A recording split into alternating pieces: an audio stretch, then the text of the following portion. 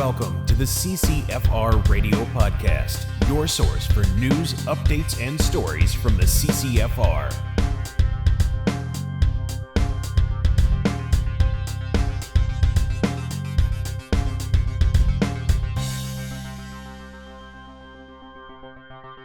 Hey everybody, welcome to episode 193 of the CCFR Radio Podcast. I'm your host, 𝐥𝐞𝐠𝐚𝐥. Thanks for joining me again. It's been a while since we spoke. We're on our summer schedule, so it's been, I think, about a month or just slightly over a month. But here's the upside.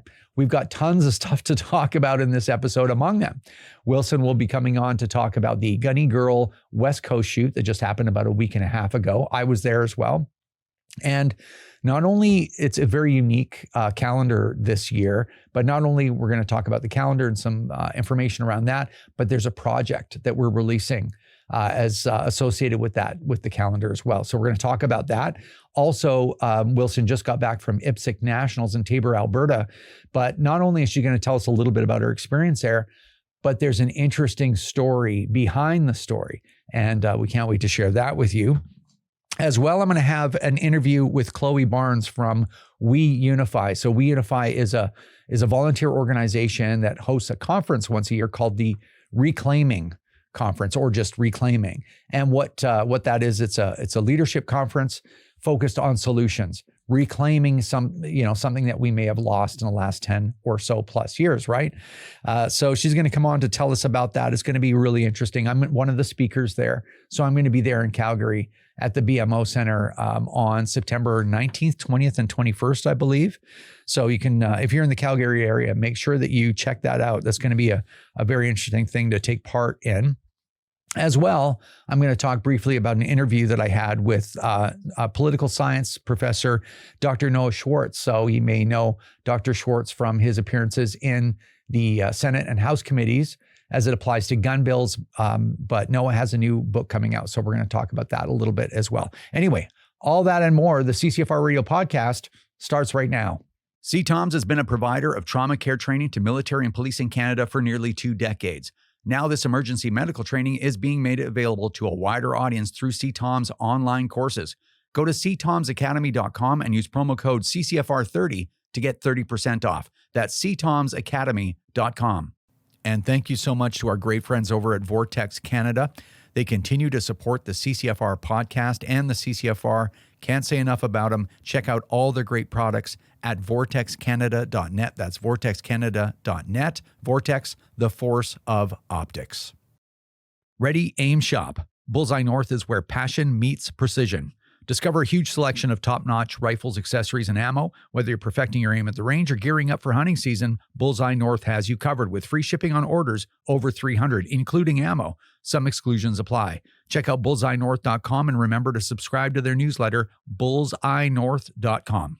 A huge thank you goes out to our great friends over at the Saskatchewan Rivers chapter of Safari Club International. They do a lot of great work over there, including supporting the CCFR and the CCFR Radio Podcast. Check out all their great work at saskriverssci.com. That's saskriverssci.com. All right, we are back. So I've only got a couple of things to go over with you, not long at all, before we bring Tracey on. The first thing I want to mention is I did this sit-down interview with Dr. Noah Schwartz from, he's an assistant professor of political science at the University of the Fraser Valley here in the lower mainland of British Columbia, southwestern BC. And if memory serves me correctly, this is the first time that I've actually met in person Dr. Noah Schwartz, and he's just great. I have a lot of respect for quiet professionals that have high ethics and that take their position seriously, because there's so little of that right now. So anyway, it was great to meet Noah. We did 2 interviews. We did one for television, which was about 7 minutes and 20 seconds, something like that. And then we have the full sit-down interview, which is out already on all our social media platforms, which is around 21 minutes, if memory serves me correctly. So well worth the time to watch. And of course, it's a nice looking video because it's here in the studio in Chilliwack, British Columbia. And the reason why he's doing these interviews is to promote his new book called Targeted. And this book has been, 2 or 3 or maybe even 4 years in the making. And we played a part in being interviewed by Dr. Schwartz, because this is an academic publication. It's peer reviewed as well. It's good to know. And it's basically an investigation or a look into Canadian gun culture, the real Canadian gun culture, not the accusatory, what we think the gun culture is because we're not in it, that you see from government and the media. It's actually what gun culture is in Canada. So who the firearm community is and what they are. So it's a really important piece of academic publishing. So anyway, I will put, if I have the link, I will put it in the description box below so that you can watch that interview at your leisure. The other thing I wanted to mention is just how this episode is going to happen, the order of operations here. We're going to bring Tracey on. We're going to talk about a couple of things. And then we're going to have an interview with 𝐂𝐂𝐅𝐑 Barnes, as I mentioned in the intro, from We Unify about the Reclaiming Conference happening September 19th through 21st in Calgary, Alberta. But I'll have more to say about that after that chat with 𝐂𝐂𝐅𝐑 in the outro. So anyway, let's get Wilson on and get started. All right, via Zoom, we've got Tracey Wilson of the CCFR, I think. Wilson! I heard that a lot the last few days. It's actually catching more than ever. And yeah, walking across the range in Taber, Alberta, I heard that multiple times. So it's nice. I like it. That's weird. All right. Well, we have a lot of stuff to go through. Thanks for making it out because you've been traveling like crazy and you're sick today. So yes, thanks for both of those things are true. Putting the extra effort in. But the first thing we wanted to cover is we had contacted the Minister of Public Safety, 𝐥𝐞𝐿 Sangari's office twice, once back in May, at the end of May, to consult with the government about the buyback or the compensation program and a number of other things, just trying to figure out where they're going, what direction, and maybe present some other alternatives, and maybe a little bit of information from the stakeholders involved, the people that are actually having their property seized, you'd think. And we didn't get any response to our inquiries whatsoever. And on top of that, apparently, just like the Trudeau Liberals, they're meeting with Paulie Saint-Sauveur, they're meeting with 𝐂𝐂𝐅𝐑, and in fact, Nathalie Provost as well, who shouldn't be there. It's not her portfolio. Yeah, this is interesting, actually. So it sort of goes back to this post that 𝐥𝐿 Sangari had made, the minister. He had made a post on Twitter that he had met with Paulie Saint-Sauveur. And I mean, it's a little frustrating because we are, by every single measure, the largest stakeholder on this part of his file. And we did put in a request for a meeting, both to him and the Minister of Justice. And of course, have received no reply from 𝐥𝐿's office. So he makes this tweet, puts out a picture of him meeting with Paulie and 𝐂𝐂𝐅𝐑, and immediately has to delete it because the comments are just, he's being totally savaged and ratioed to death, right? So he reposted it with the exact same caption. And when I was looking at it, I, took note that it was very obvious that Nathalie Provost wasn't in his picture. And I thought, well, that's weird. Like, normally, previously to her winning her riding in the election, of course, she would be at the forefront of all this. And I thought, well, that's weird. She wasn't there. Well, I head over to Facebook, and sure enough, on her story, she posted a picture of herself at that meeting. So interesting that the minister left her out of his photo and his post, but she included herself in hers. So it's kind of proof positive that not only is she a member of parliament now, she's also still very, very tied to Paulie Saint-Sauveur. So yes, we have requested a meeting as the largest stakeholder on the file, have not heard back from 𝐥𝐿.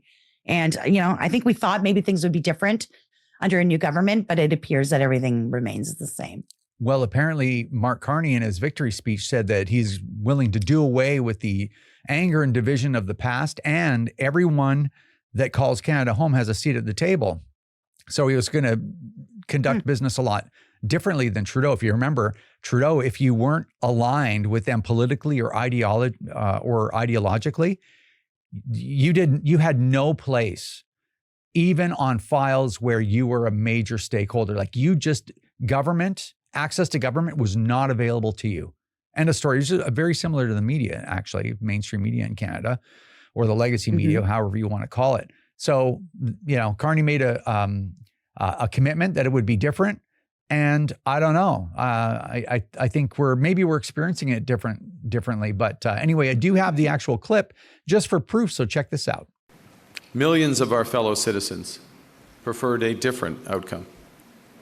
And my message to every Canadian is this: no matter where you live, no matter what language you speak, no matter how you voted, I will always do my best to represent everyone who calls Canada home.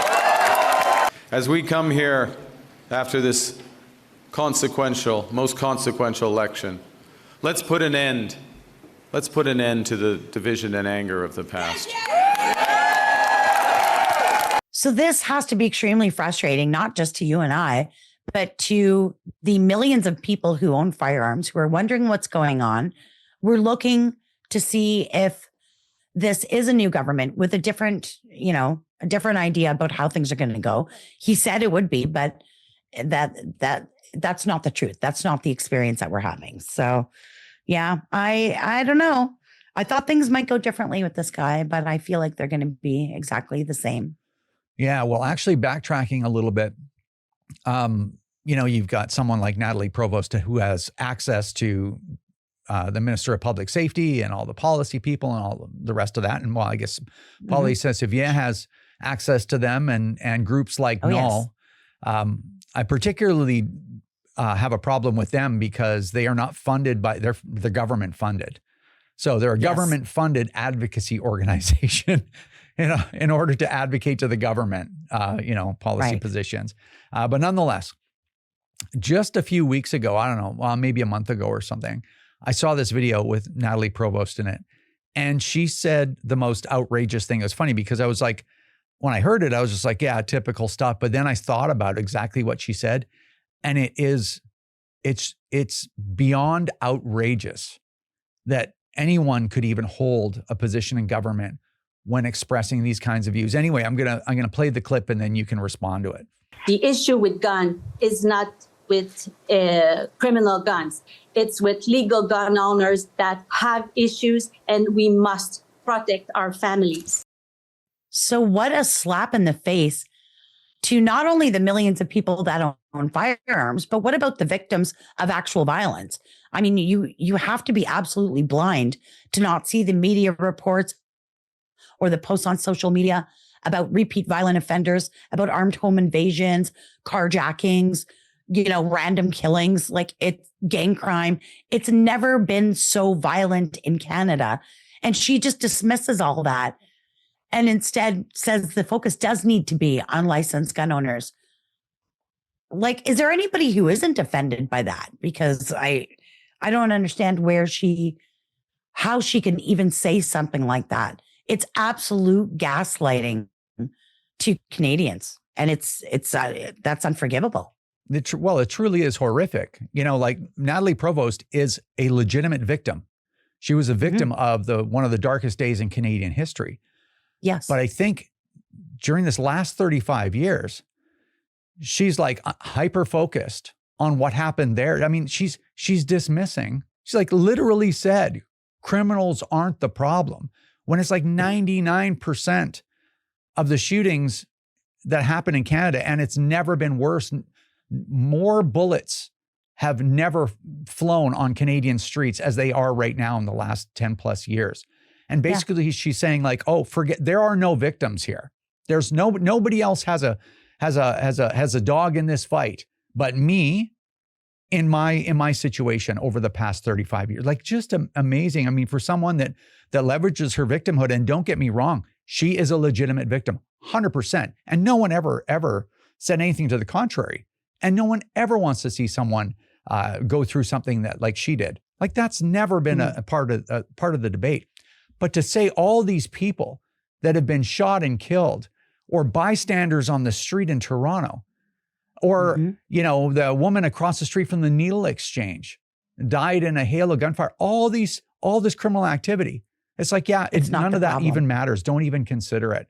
Like, it really, I don't want to put too fine a point on it, but it just shows the the intellectual and moral capacity of people when they say something this absolutely outrageous, right? Hyper focus on the people that have licenses, that are at the IPSC Nationals, and me and you, and just that's who should be being trampled underfoot of the government at any expense, even when we can least afford it. It's like, nope, just focus on these people. Everybody else, you're just imagining it. And all of you victims, you cannot leverage any victim. We are not going to provide any justice to you. Don't even look at those victims. It's weird. I don't know. It's really hard for me to even explain it. Well, and imagine being somebody from her riding. This is your member of parliament. She's a legislator now. She's walking the halls of power. And this is what she thinks. So not only does she dismiss the experiences and the actual criminal violence happening every day in this country, she also directly assigns blame on the shoulders of millions of good Canadians who've done nothing to deserve it. So I don't know. I'd be questioning my choices if I voted for her in her riding. Well, Canadians aren't sick. Yeah, Canadians aren't sick and tired of this kind of stuff yet, I guess. Certainly not people in Montreal. I guess. They're completely fine with politicians and media and whatever that just lie to your face. You're experiencing reality, and they're just like, yeah, you're not even seeing what you're seeing.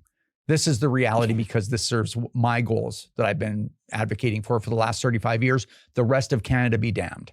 Yeah, like it was the most outrageous thing I've heard in a long time, actually. All right, let's move on. I just couldn't believe. I still can't believe she said something like that. Just outrageous. Yeah, wow. All right, we're going to move on to the IPSC Nationals. You were at the IPSC Nationals in Taber, Alberta this past weekend.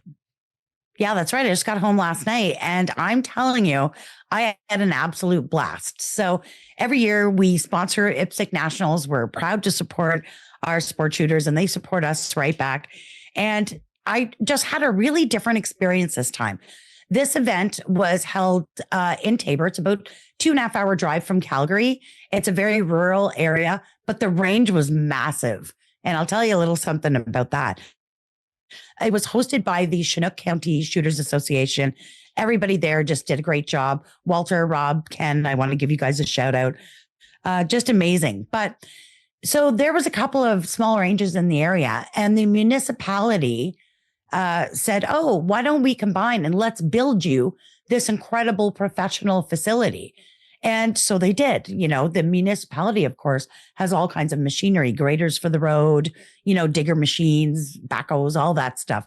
And the range they built was absolutely incredible. So we had 18 stages spread across a range big enough that you would want to get in your truck to drive to the other side. It was so big and beautiful. And there was actually a really beautiful motocross pro track right beside it with jumps and watchtowers. And I've never seen anything like it. So as an Ontarian, it was very confusing to me to see all this support from the municipality when out here, I spent half my time running around trying to prevent municipalities from closing ranges or putting discharge of firearms bylaws. So just a completely different experience. But aside from that, there was 42 different sponsors of this event. We were the big, kind of major naming sponsor. Nationals was presented by the CCFR.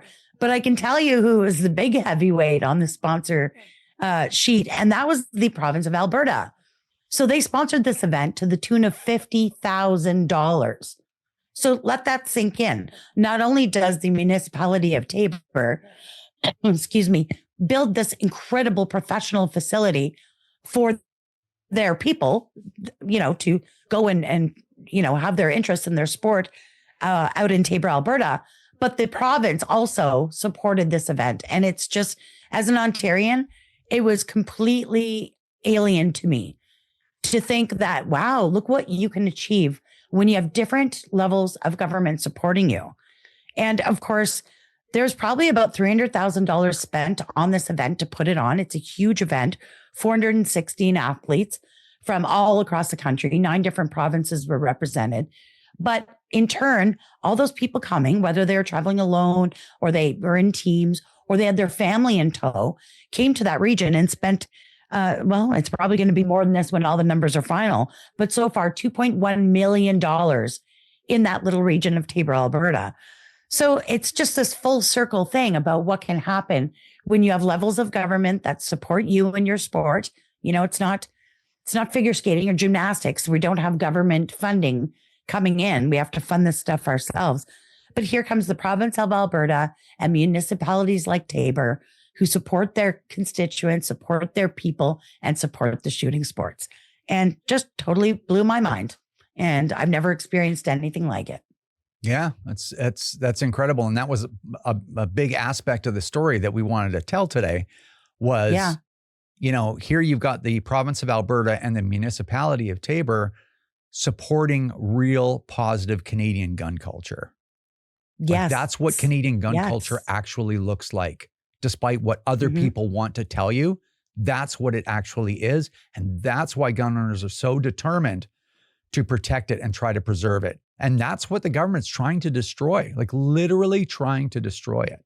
So, so it's fun. It was just a wonderful event. And at the end, 136,000 rounds went downrange, not a single injury. I think I saw somebody slide on one of the things and put his knee down. But other than that, not a single injury. So just a beautiful, amazing event. I was privileged to speak at the banquet at the end of it all.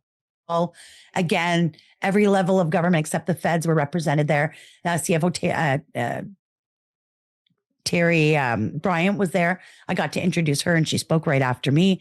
The mayor of Taber, the municipality was represented. The provincial MLA was there.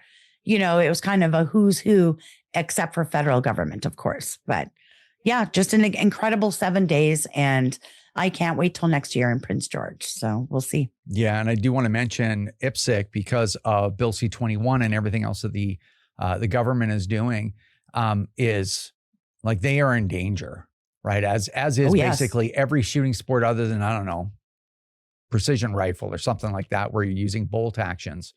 But yeah, totally in danger of going extinct. The government just thinks, they're as pleased as punch to be part of that, trying to extinct the event and the culture and the business, the revenue, the economic stimulation, everything that you witnessed. So, we didn't talk about this, but while the latest election loss for us was devastating, and it's taken me a while to get over it, there is no question that we need to keep fighting because we still have some things and we need to fight to keep them. And we need to continue to fight to push it the other way, or it truly, all of this, everything that you mentioned, truly will end. So, yeah. After spending time with these people and all the athletes, everyone from, whoever was in last place all the way up to the champions, these people are worth it. This sport is worth it. And there was even a youth division. I think they had 8 young shooters there from the youth division, and that's the future of our sport. And I refuse to go away quietly, and it's worth saving. So congratulations to everybody involved and all the officials who traveled. We even had them up from the States. There was people there right from PEI all the way across to BC. So yeah, just a beautiful, beautiful event. So congratulations. Yeah. And thanks to everyone over at 𝐿PSC Canada, because we love being part of it. It's a really great sport and it's such a great event. And yeah, we couldn't be prouder of them and our part in there as well. Okay. Yes. So previous to last weekend, the weekend before that, you were here on the West Coast for the Gunnie Girl Calendar West Coast shoot. And we thought we'd just chat about a couple of the stories and then a project that we have coming up. Yeah. So I've had a lot of people asking me what's going on with the calendar, because normally we sort of do a talent call out or whatever you want to call it. We ask people to submit, and response is always crazy. You have to remember it's a 13-month calendar and we get upwards of 140 girls that submit to be in it. So it's very difficult to choose. Well, this year we did things a little bit differently because we're combining the calendar for our 10th anniversary with a documentary. So we did an alumni calendar. So we kind of went back through the years, handpicked a few people. We'll be doing another one also in Ontario in a couple weeks. So there was no call out this year. We'll go back to normal next year. but we want to kind of document the entire process. I think when a lot of people hear about, oh, we've got a girl calendar, they get these images of, a bunch of chicks in bikinis or whatever, something, not moral, right? But this calendar is very different.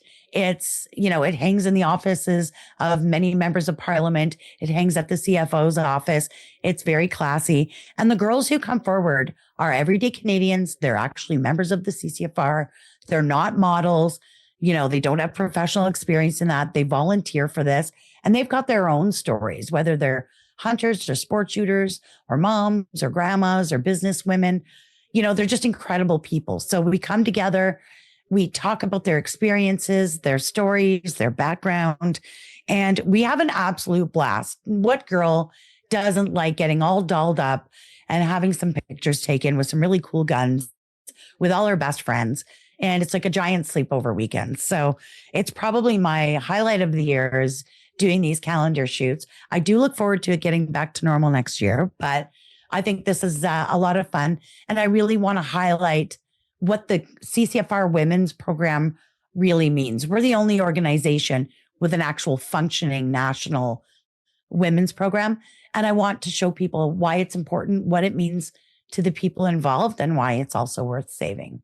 Right. And as such, we have a project that we've already launched, and that is a documentary about the making of the calendar. This one in particular with all the alumni ladies in it. And and the reason why we decided we're going to make a documentary about it, well, hopefully it comes across the way that we want it to show basically what I've seen, whereas I wasn't a big fan of the project because I thought it was just risky. And I got involved with it last year a little bit because there was the West shoot was in the Lower Mainland of British Columbia. And I witnessed it for myself, and I'm like, there's a story here about gun owners who are trying to protect, a huge aspect of their lives, among other things. And they're getting together to raise their own funds for their own program, and then kind of highlight some of the opposition that just to be clear, the political left, women can have agency in all these different ways. I'm not going to get into all the different ways, but if you pay attention to that stuff, it's like, you can do no wrong. Everything is morally on the table. But if you're a gun owner and you are in some tasteful calendar produced by you to raise money for your own program, apparently it couldn't be worse. So it's just an interesting little story with some different dynamics there, right? Like 1 minute women have all the agency and empowerment in the world. The next minute it's completely denied by the left. So it's an interesting story of what these ladies do to raise money for their own program and administrate the program themselves, and then how it's viewed from sort of both sides of the political spectrum. I hope it's going to be an entertaining piece, and we're going to put it out on obviously on all of our platforms, and we may put it on television as well. Yeah, I'm really looking forward to it. And at the end of the day, there was always a method to my madness. Women vote, they make decisions for their family. They decide if their kids get to go into the shooting sports. So that's why I thought it was important to have develop a women's program.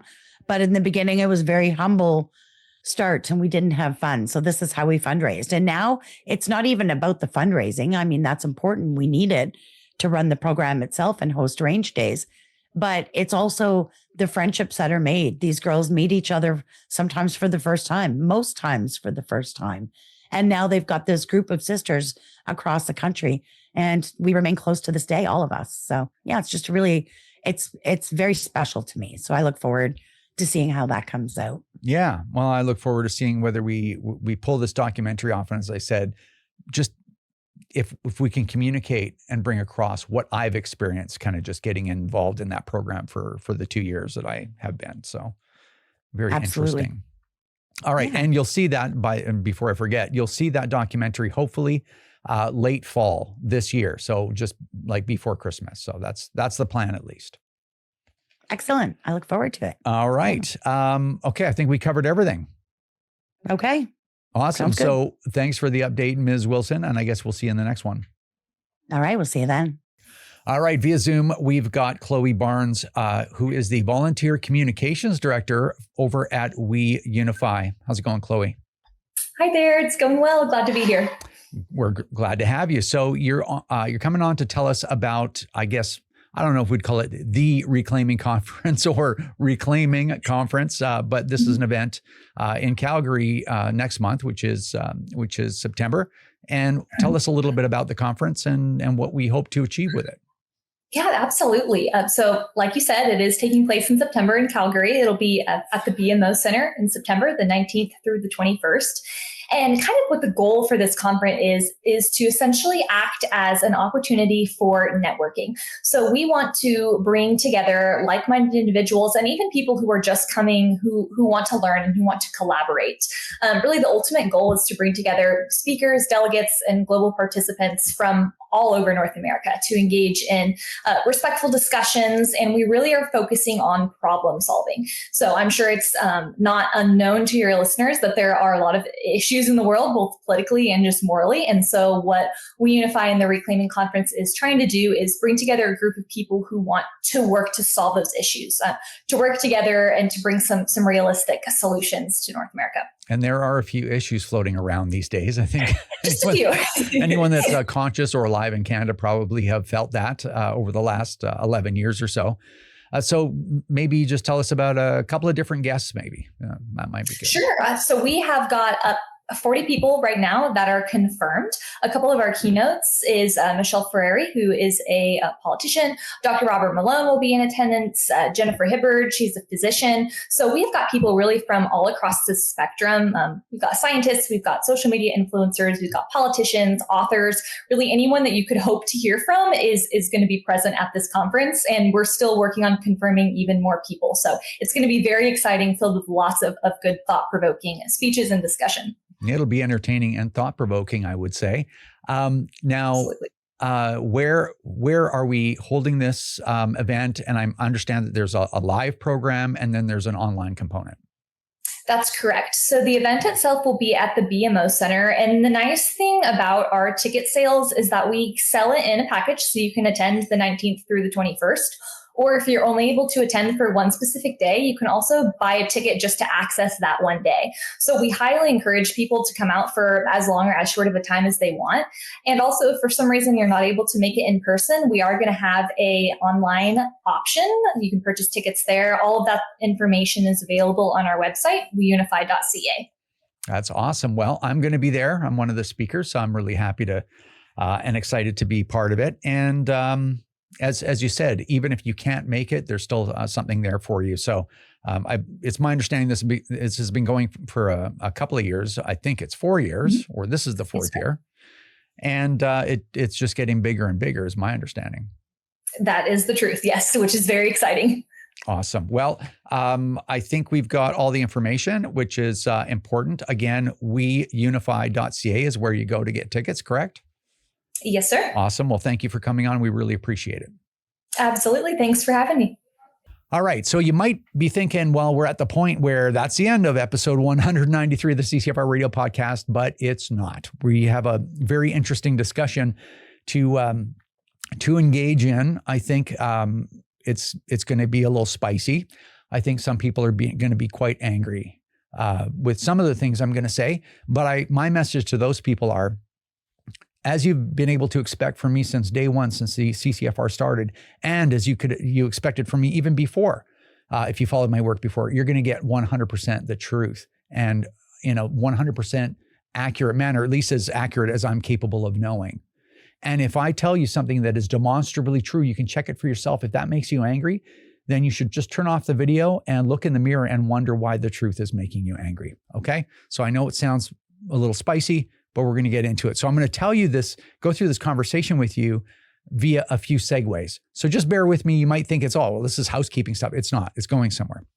So the first thing I want to start this conversation off with is CCFR Field Officer of the Month for July 2025, which is our great friend from British Columbia, Ryan Russell.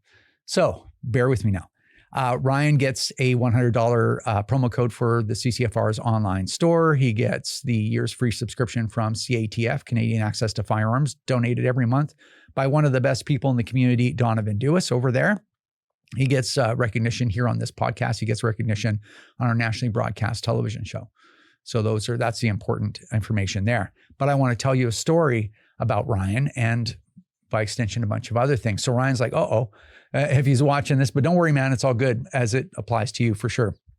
So here we are in August, the beginning of August 2025. So 10 years ago, not to the day, but to the month, in August 2015, the CCFR, the corporation, I'm very sure it was August, but anyway, if not, give or take a few weeks. The corporation, the not-for-profit corporation, was formed, and as legend has it, in Tracey Wilson's living room or whatever it was, right? Now, in August, the corporation was formed. That group of people, led by another guy that was in the firearm community at the time, recruited me to be the first president of the CCFR. Then I accepted that position after a little bit of coercion. I wasn't sure I even want to get involved in politics, but anyway, that's ancient history. And then we took our first membership, like the organization was up and operating by the end of October, the 29th or 30th or something, when we took our first membership. During that period, someone had called this meeting in Langley, British Columbia, in the Lower Mainland, just outside Vancouver. I don't know who it was. If they hear this, I'm sure they'll say, "Oh, that was me." But as the president of this new organization, we were taking feedback from people, and so somebody wanted to have a meeting, a physical meeting of all the people that were sort of in the orbit of the people that formed the CCFR that were local to the Lower Mainland, because that's where I am, right? So, and the meeting was at the ABC restaurant in Langley, BC. It was off the corner of 192nd and the Langley bypass. I went there with one of my oldest and best friends, 𝐥𝐞𝐠𝐚𝐥, the owner of Valley Combat and Tactical. So if you're ever in Abbotsford, British Columbia, you want to look at a few guns and then go see Miguel. I've known this guy since I was 20. Cruise in there, say, "Hey, Rod sent me. Tell me some old stories about you and Rod when you were in your 20s. Hopefully he doesn't tell you anything that can be used against me." So anyway, Miguel and I go there, and there was this guy there. And it was Ryan Russell at this meeting. So Ryan Russell was already there in the CCFR before we even took a membership. That's how I recall it, at least. And so he was very outspoken. He was very enthusiastic, and he had some great ideas. And I remember saying, because I think that was the first time I had ever met him. And I'm like, man, this guy would be a real asset to the organization.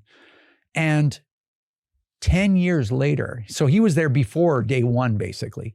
10 years later, he is still working, family, all the rest of that stuff, still volunteering for the CCFR and doing a significant amount of work. 10 years later. So I'm going to come back around to all this in a little bit, but it's people like Ryan and everyone else. I'm not going to start naming people because they'll be like, "You didn't mention my name." All these people and the people that have kept a current membership for 10 years, $40 a year, $400 over a decade, right? And otherwise donated to the CCFR, clubs that have got us, had us do their club insurance, all that. These are the people that have created the largest, most sophisticated, most influential gun lobby group that ever existed in Canada. Now, is that a false claim? Is it baseless? Absolutely not. I'm going to give you some examples, and that's going to it's going to be sort of tentacles of a different conversation, all meshed into one. It's important though. So at the CCFR, I'm a worker. I'm not the CEO that sits with the feet up, calling all my employees every morning. "Yeah, what do you got up today?" Like I'm hands-off management, probably to a fault. Most people at the CCFR would tell you that. Why? Because I have my own work to do. I have so much work to do, project work, management work, all this other stuff, audits, and contracts, and you name it, television shows, podcasts, travel, appearance, it's ridiculous, right? So I got my own work. Every once in a while, and the way that my mind works is I tend to focus on the failures, right? So we lost the last election, despite everything we did. Despite everything everyone did for 10 years at the CCFR, we lost the last election. And my brain says, none of it worked. I'm on to the next thing. Very rarely do I take a minute to stick my head up and go, what have we accomplished this whole time? Because I'm always focused on the mission. Well, I recorded the final episode of season 4 of our nationally broadcast television show on Wild TV, CCFR Radio on the Air. And it started me thinking, have we really created something that never existed before in Canadian history, the CCFR. We used to call the idea of the CCFR the one big group. We need one big group. That was the thing that the people in the community used to say. I mean, we accomplished that, 5 years ago, right? But it really has turned into something pretty remarkable. And I want to tell you why. I'm going to give you a couple of signposts, and it's important. When in Canadian history had we ever had a gun lobby group that had the capability, both the expertise, the determination, the money, all these things, the insight, the creativity, to buy 68 full-page newspaper ads in the biggest newspapers across the country to alert Canadians that they have a property rights problem? Like, when did that ever happen? Never. No other group ever was at that point. And this was a long time ago. This is 5 years ago. When was the gun lobby in a position to leverage $3 million, to put $3 million into a lawsuit and take it all the way? Well, we'll see if it'll go to the Supreme Court of Canada. But all the way from the first application to 3 injunctions, to cross-examining and basically destroying every single witness the government brought forward, to fighting every single intervener, to losing that case, coming back in the Court of Appeals, losing that case, and then applying to the Supreme Court of Canada. Nobody ever. Now, we didn't take an approach like some people might, that are like, put in an application, just pay for that initial application, do absolutely nothing for 4 years while everyone else is doing the work, and then showing up at final arguments, and then telling their supporters, hey, we are leading the charge. This actually is our case, and everybody else is running our coattails. So, this is us standing. We're the ones that are leading the charge here. Like, can you imagine when someone makes a decision that they're going to lie to the people that are supporting their organization? Can you imagine the diabolical nature, what goes through somebody's head? I could never even consider doing that not even for a second would I do that. To lie to the people where I'm asking for 2 things. I'm asking for their help, and that comes in the form of money that they have left over after they worked and after the government took what the government thought was their fair share of it, and then asking for their trust on top of that. Can you imagine? Anyway, these are some of the things I've seen along the way. Someday I will write a book, and all of it will be out there. Anyway, so, for the gun lobby to have those kinds of resources and that level of commitment, like, it's never been done before. And for the gun lobby in Canada to have a nationally broadcast television show among the top rated shows on the network, on Wild TV, on cable TV, not just to have a biweekly current event show for gun owners, but for it to run for 4 years straight. And for me to start, we start season 5 on October the 2nd, I think, is when the next episode is going to be shown for season 5, the first episode. Like, that's never even been thought of, much less actually executed and done for 4 years straight. Like, that's pretty serious, right? I tend to just, when something's done, I don't think about it anymore. But it is actually quite remarkable when you think about it, like what it takes to do that. And then, this is important, the most important thing I'm going to say. For you, if you're an organization, whether you're wildlife organization, federation, or your gun group or whatever group, for an organization that has something big to gain from a conservative win, especially after what we've been through in the last 10 years, if you did absolutely nothing for an entire decade, fundraised, spewed out a bunch of rhetoric, like weird ethereal rhetoric, like, Trudeau's trying to, circumvent our plan to repeal C-21. We can't do it unless you support our, like, what? How are you dismantling Bill C? But anyway, let's pretend that you fundraised for 10 years, did absolutely nothing, okay? The time for you to show up with the entire war chest, the time for you to show up with sleeves rolled up, tossing haymakers like crazy, swinging for the fences, was this federal election that just went by. This last federal election, that's when you should have been like, okay, set aside enough for us to operate for a year. The rest is going. This is it. This is what the CCFR did. We put $400,000. We were the 6th largest third-party advertiser in the entire country. George Soros's NGO lead now, not even close. Private sector unions, public sector unions, we were, and actually after the final audit, we'll probably be top 5 or top 4. So basically I can say, and I mean, this is, you can just read it, right? So you don't have to take my word for it. We'll probably be in the top 5. When in Canadian history was a gun lobby group capable of that or even close to that? Never. And it's not even like we said, like I said, you know, hey, okay, we got to shovel $400,000 out the door or gun owners won't think we're working. Like, we didn't do that at all. We put hundreds of hours into finely tuning a sophisticated national advertising campaign. So much so, like, we had ads during the Stanley Cup playoffs, man. When would the gun lobby in all of Canadian history ever be at a point where they could even have the competency to even make that happen? Because it's not easy. Much less afford it, much less have the foresight, much less target that to specific ridings and go through all 338, well, 343 in this election, right? Something like that. And it's not even, and again, it's not even like I'm just telling you that we did that. We posted all of the data to show you where we spent the money, why we chose each individual riding. You just go to CCFR.ca. Tracey Wilson did a story called Unprecedented Election Action or something like that. And we actually posted it all. Why? Because we're honest. We'll never lie to people that we're asking for them to trust us, right? We're never going to mislead you into trusting us and supporting us. We're there to do work, and we're there to throw everything we possibly can to save something that is so sacred as your ability to legally own and use firearms and to pass them down to the next generation. You know? So now if you want to know who showed up when it mattered the most out of the last literal decade, I'll post the link. You go to Elections Canada, click on the third-party advertisers, find out who did nothing, meaning their name isn't even on that list, find out who did something, and if so, click on their reports, find out how much they spent, right? So, and there's some of the final reports are there. Ours isn't. It's going to be another 3 weeks probably. I just haven't had the time to do it, but the deadline's coming up. I have no choice. So you'll have those numbers in about a month. But even our last interim report, take that and add $50,000 for the poster campaign that we did before the writ dropped.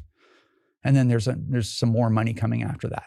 So it's very easy to find out who actually showed up at the most important moment in a decade and who didn't.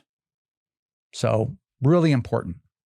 So all that to say, I'm looking at all of this stuff in its totality and I'm like, oh man, have we, and I mean, obviously I haven't talked about everything. Go to CCFR.ca, click Why Join, start looking down that list. You never have to ask what we're doing. We posted on the stinking website. There's even stuff I haven't posted on there yet. It hasn't been updated in a while, but you can see what we've done. So I'm so privileged to be part of this organization that went from nothing, and we needed an organization to do all the things I just talked about and more, to being part of the CCFR.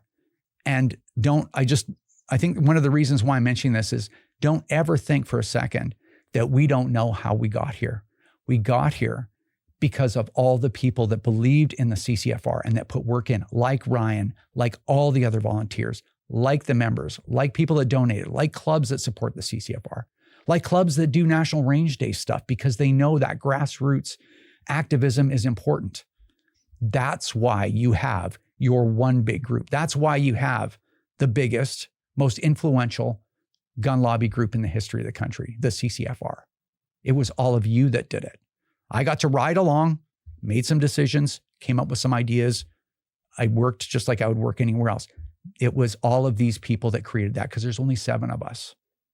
So I guess at the end of to round all that up, I think all of us, despite where we are, we lost.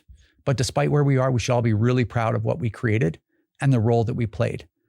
And I will leave you with one more idea. I don't like losing, especially after I dedicated 10 years of my life to try to win that last election, because it all came down to that. If we would have won, it all would have been dismantled. And we lost, and we don't even know where we're going, right? We've got projects and whatever, but We're not going to see another election for 2 to 3 years, at least. And I'm going to tell you this. If every group, and I don't just mean gun groups or wildlife groups or whatever, any group that had a stake in the Conservatives winning, if they all did what the CCFR did, or even half of what we did, we would have won that election in a landslide. That's, I don't know. Call that my opinion because I can't prove it, but just think about it. If we were in the top 5, top 6 right now, but top 5 after the audit is submitted, the final report submitted, can you imagine if 10 different organizations had done that? We would have been everywhere. We probably would have won that election. In my mind, I think we would have 100% won it by a healthy margin, and things would be very, very different than they are today. So anyway, we can always use a little more help. So that's sort of what I wanted to talk about. And so just everyone be proud of your organization. We're going to keep on fighting. A lot of people say we should give up. A lot of people say, well, why'd you even, the election's rigged or the courts are activists. You know, it's like, well, so you don't do anything. You just sit here and let it all happen. Go hide in the bush, you know? So we can't do that. Giving up or not fighting is not an option. So we're going to continue to fight. We have projects coming. We have ideas. We have support from all of you, which is an absolute privilege to be able to work for you. And we're going to keep on fighting. So anyway, sorry it was so long. It was just things like this. Sometimes I just got to get them out. So it's going to be a while to the next podcast. It's going to be September 25th. It's about 6 weeks. And because I got to travel, I have that reclaiming conference to go to, all the rest of that stuff. So again, if you want to come to that conference, I'll see you there. I'm going to be there the whole 3 days. That's at the BMO Center in Calgary, September 19th through 21st. And you can find tickets for that at weunify.ca. Thanks everyone for all your support. Thanks for listening. I appreciate it. And if there's significant news to talk about before September the 25th, Wilson and I will do a quick little podcast if need be. Other than that, we will see you in September. Enjoy your summer. Take care, and we'll see you soon. This is another episode of the CCFR Radio Podcast. Remember, if you don't stand up for your own ability to own and use firearms, who will?